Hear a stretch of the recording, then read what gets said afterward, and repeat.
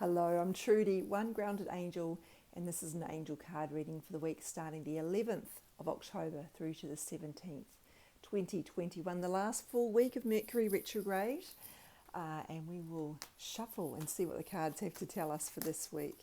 Interesting time at the moment. So, the first card we've got is music. A lot softer than what I would have expected given the energies that are around, but very Libran, and the sun is still in Libra, and as is that Mercury retrograde, I might add. So music, it's obviously all about the act of creating something. If you are into music, this is going to speak to you, and I probably don't even need to spell it out for you how that works. If you've been contemplating learning an instrument or playing more music, this is absolutely for you. Music is a wonderful way of creating a barrier of lifting our energy. If you work in a really stressful environment, you probably know that playing soft music can help calm you and create a barrier against the chaos that's going on around there. It's not going to, work miracles, but it can certainly be helpful. So that can be another way to look at this as well. I would also look at the way music can bring through harmony, which is that Libran concept, harmony and balance. If you are too much in your Mars energy at the moment, you're too rushing around, stressing, aggressive, frantic, then this might be asking you to redress that balance by moving more into a softer phase of being more gentle. We had this card last week, the gentleness card, and just sort of giving your nervous system a chance to calm down and maybe reminding it that it's safe to do so. Tuesday's card here is shield yourself. We probably get a message about shielding at least once a month, I would say. And if we don't, I probably end up talking about it because it is so important. It is probably the number one tip I would give to any empath or sensitive person. Do not move through the world assuming that you will have to suffer.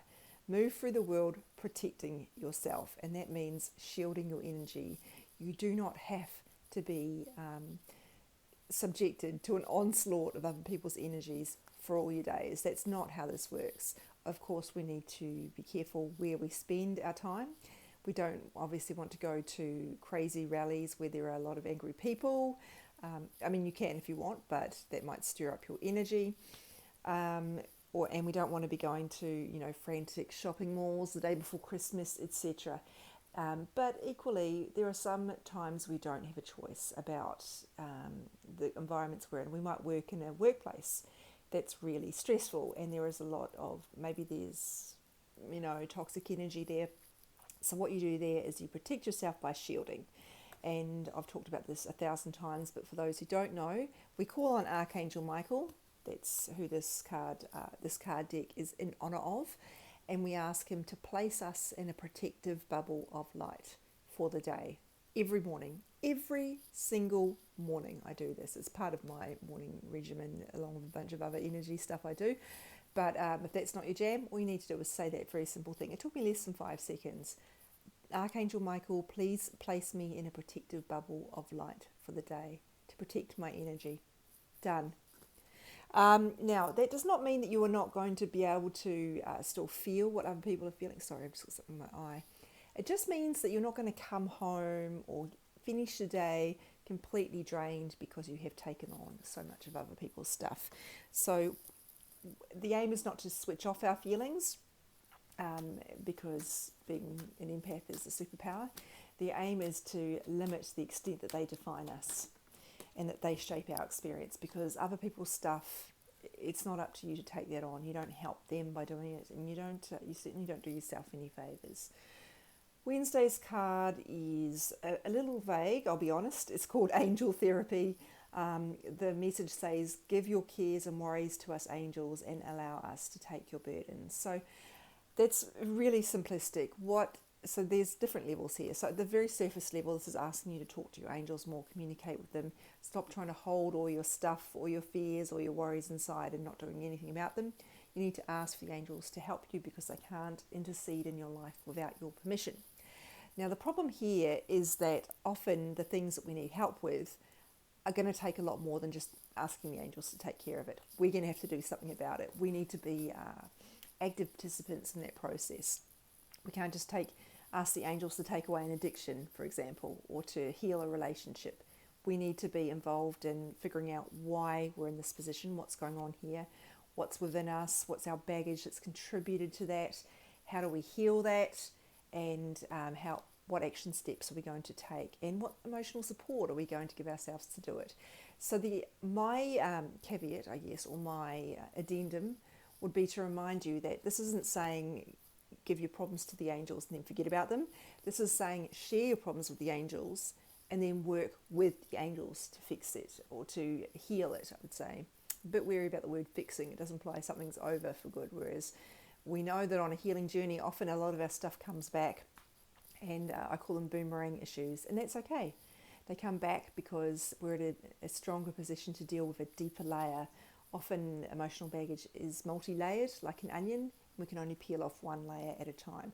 So super important if we're talking about deep stuff here that you get some help. Some therapy, some coaching, it could be a mindset coach maybe, it depends what the issue is, of course. Obviously, as an energy healer, I would always say go for energy healing. I'm biased, I can't not say that. But I say that because it is the only modality that has really helped me in a significant and lasting way. And that's why I became an energy healer myself. So my particular modality is called Serenity Vibration Healing, and it gets at the deepest possible level of your subconscious to really clear baggage and hurts and issues and traumas like nothing I've ever experienced. I'm going to stop talking about this now. If it's not your jam, it's okay. And this could also be talking about something really, really minor. And that's not to say it's not still an important issue for you. But we might not be talking about deep emotional stuff for you. It might be something that you are stressing about that actually isn't an issue. You're worried about some event in the future that actually is not even going to happen. We do know we spend an awful lot of our time worrying about things that don't even end up happening. So maybe that's what you need to do.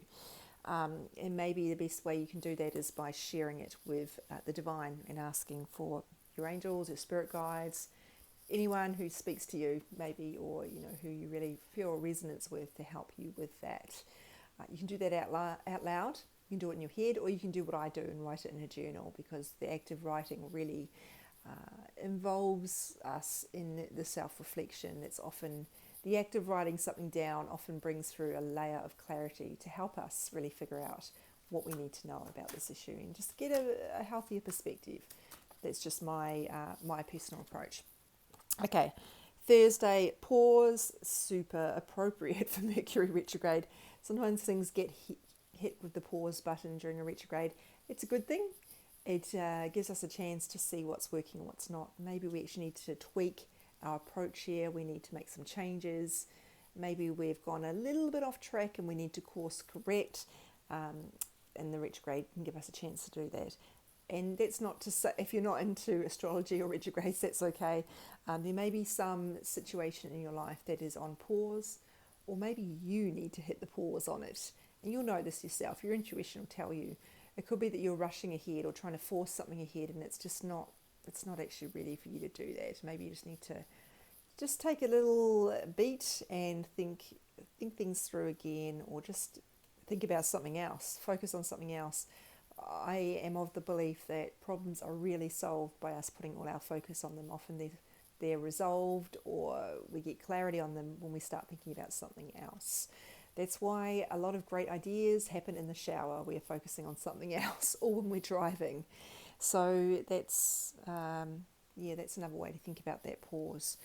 Giving ourselves more rest. And I have to be careful when I talk about rest, because often rest, people think it just means sleep. And that's not always the case. Often rest just means doing something else that's going to calm you. Not dissociating by picking up social media or turning on your streaming service on TV. It's not that there's anything wrong with those things, but they aren't really quality rest. They're just distractions often. And again, nothing wrong with that, but if you're being called to rest, it's probably not going to give you the deep sense of rest that you need. Friday, third eye chakra. One of my favourite cards, purely for the beauty of the illustration. I actually saw this particular illustration in a cafe once, so I don't think maybe it's an illustration or an artwork that is widely circulated, I don't know, but certainly this is where I've seen it primarily. So chakras are all about it's about what's going on in our energy field, if I can really distill it down to its essence. And they are the intersections or the roundabouts that energy moves through in our energy field. One of the main ones is called the third eye chakra. If you were into Reiki, you probably already know about this, or some other energy healing modality, perhaps yoga, kundalini. This is the sixth of the seven main chakras, hundreds more, of course, and it's all about two things. One is about our connection with the divine, the way we receive messages, really. It's not so much about the connection, but about how well we receive the messages. Do we understand what our intuition is telling us, or is it clouded over because we're distorted in our thinking, or we've got too much fear kind of messaging coming through? The second way is about our sight. That could be literally something about your sight that needs checking. You'll know if you're needing a physical checkup around your vision, but more metaphorically about, are you seeing things clearly, or are you seeing only what you want to see? That's another reason a retrograde can be helpful. It can really bring things into perspective, although Mercury is the trickster planet. Sometimes it deliberately clouds things. So because it is also the planet of detail, it's a really good idea to think things through, and to make sure you've got all the facts, dot all the I's, cross all the T's, and that doesn't mean overthinking. I really want to stress that. Do not overthink, but make sure that you're seeing things clearly before you proceed. So is there something you're not really seeing clearly at the moment? I know last Monday we had a message, admit the truth to yourself and act accordingly. And I don't mean that you are deluding yourself, although that could certainly be the case. It just means you are deliberately hiding something from yourself. We've all had examples of this at a very low grade. Sometimes we know that the way we may be eating isn't doing us any favours and we need to clean up our diet a bit. I don't mean a weight loss diet, I mean our daily diet, making sure we get more nutrients, but often we ignore that because it's going to take a bit of work and we really don't want to commit to that, so we keep ignoring the problem. Maybe at a deeper level you could be seeing what you think is seeing the best in someone, but you're actually just seeing who you want them to be instead of what they're actually showing you, which is that maybe they aren't super reliable. So those are two examples. Take from that what you will, and we'll move on to Saturday's card. Whenever I talk about chakras, I've got a bunch of articles on my website which give more detail about them, and I will post the one about the third eye when that goes up. And if I forget, someone comment and remind me on Instagram. Open your heart. This is Saturday's card, the beautiful red rose, which we all love because it's such a symbol for romance and passion, which is what this is all about. So the message, open your heart, really speaks to not about love coming through, but making sure you're not getting in the way of love. That's that beautiful Rumi quote, which I forget, the one about making sure we're not putting up obstacles against love. And very few people think that they are doing that, but we all do it to some extent. We might hold someone at arm's length. We might create reasons not to go out with someone that aren't really fair, or we might avoid difficult conversations that would actually, although challenging with our partners, that might actually be a gateway to a deeper level of intimacy between us. So the card says your potential for greater love rests in opening your heart. Blockages and wounds from your past will be healed. That is really significant. And it does say you'll be met with the true passion you seek. So passion isn't just about romance or, relationships. It could be about a passion for, art, or maybe creating music, to hark back to Monday's message. It's something that you're passionate about. Does your life feel like it's got no passion? Is that because a lot of fear is getting in the way for you? Sometimes people, if I ask them what they're passionate about, they can really struggle because their life is so regimented. It's so in such a routine. They haven't allowed themselves any space to feel passion. And when you really dial it back, what's happening there is they've created that, or the ego has created that sense of routine and predictability to keep them safe. So there's a lot of fear going on there, fear about opening up to things that we cannot control, and opening up to not being a perfectionist, because that's where the good stuff happens, is when we let go of those too high standards. That's where we have the opportunity to grow and learn and really excel. Because if you are wanting to be the best at something, you'll never start. That's one way to look at this. Now, blockages and wounds from the past, that could be connected to the fears I just mentioned, or if we go back to relationships, there could be some hurt from the past. Sometimes people have a lot of fears around relationships, even though maybe terrible things haven't happened to them. They often don't feel like they're entitled to be scared of relationships. People say, I'm really scared of being betrayed, but I've never been cheated on in a relationship. And what I always say to people is, you don't need to have experienced something to be afraid of it. We can be exposed to lots of different energies and we don't even know where it's come from. Sometimes we're carrying over baggage from past lifetimes as well. Super hard to identify if that's the case, but either way, energy healing can clear it, even if you don't know the source. But it's also, it's always worth reflecting on, where is this showing up for me? Is it something specific I'm afraid of, or is it more of a general fear? If it's a general fear, I'd definitely say work with someone to help you get a bit more clarity on that. It's hard to clear something if we don't know more about it. We need to unpack it a bit. I know that's an overused phrase, but there it is. So essentially, healing from the past could be the theme there, to unlock the passion. We need to have passion in our lives. We can't be all about getting things done. It's boring, and it's also, a fast track to a life that's not particularly satisfying. Sunday, what do you desire? I mean, desire is so linked to that word passion again, isn't it? If you are facing a decision, this card can come up for people that I'm doing personal readings for, that have a decision, or who have a decision, I should say, because they are trying to make a decision, often in those cases, based on what is going to give me the guarantee that everything will be okay. And we don't have a crystal ball, so we don't know. What we have to do instead is go with, what do I actually want? Not what does look best on paper, or what seems the most logical, but what do I actually want? What am I going to regret turning down? Those are the important things. Sometimes it's not till we're older we realise how important it is to make those choices from the heart. And that doesn't mean it's not going to still be scary. We can't back away from risk. We just have to look at what's a calculated risk. And what is my heart trying to tell me? Sometimes that's what people really struggle with, because they are so overrun with fear, and they don't always realise that's the case. They think that it's just that they've got too much, there's just too much going on, they can't decide. But often when your ego is giving you so much information about what you should or shouldn't do, and really you're going into overthinking, you're over-analysing, that's all a product of fear when you strip it right down. And again, you're going to need some help from someone with that to really distill back to what does the heart want. And there's a part of you that already knows. It's just hard to connect with it when we've got that egoic stuff going on. So if you are not facing a decision, this might be a call, like that Saturday card here, Open Your Heart, to look at where is the passion in your life and what can you do to spend some time channeling that and opening up to it. So, okay. Yep, that's 7. Okay, so passion and desire are coming through strongly for the end of the week. Beautiful messages for Libra.